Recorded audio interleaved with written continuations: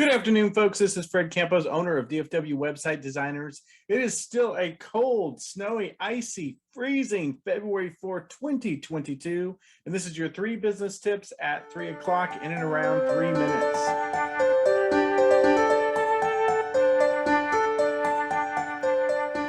This week, we've been talking about our purpose, especially small business owners, your purpose in doing things. We've been talking about who, what, when, where, why, how, and we're going to end with do. Today is episode number 316. We're going to talk about how. We're going to talk about radical truth, being open-minded to having other people help you, and transparency.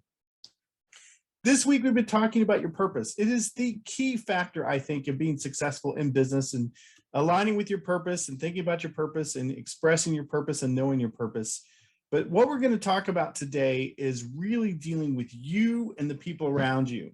Business tip number 1, you have got to be radically truthful with yourself.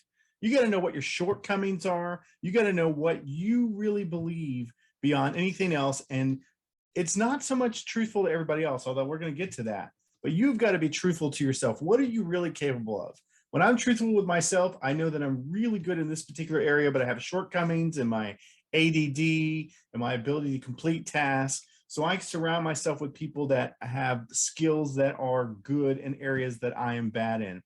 But if I'm in denial about those things, about my ability to maybe do something, be something or other, then I'm doing nothing but hurting myself. And as a business owner, if there's nobody else in the universe you're truthful with, which you should be, you absolutely got to be truthful to yourself. And it isn't just truth. I call it radical truth. You got to be totally truthful for what your shortcomings are in order to be successful. Business tip number 2, you can't do it alone. You've got to be open-minded to have others help you.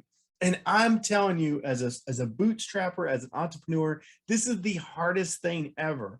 But the reality is we get so caught up in being the leader of our own little group, of our own little business, but we got to reach out and be open-minded to suggestions. Today, I had a fabulous conversation with someone that's becoming a really good friend of mine. It's a client, Jacob Restituto, and he gave me some incredible feedbacks about how to do these better, about going into TikTok, about how organizing my business a little bit better. And I gave him some open-minded ideas about how to sell more sponsorship for his fabulous YouTube channel. That's synergy. You got to be open-minded to things. You may be expert in your area, but there may be a different way to do it, to be effective, to do sales, to do a part of your business. And if you're too closed-minded about that, you're not going to fulfill your purpose. You really have to be open-minded.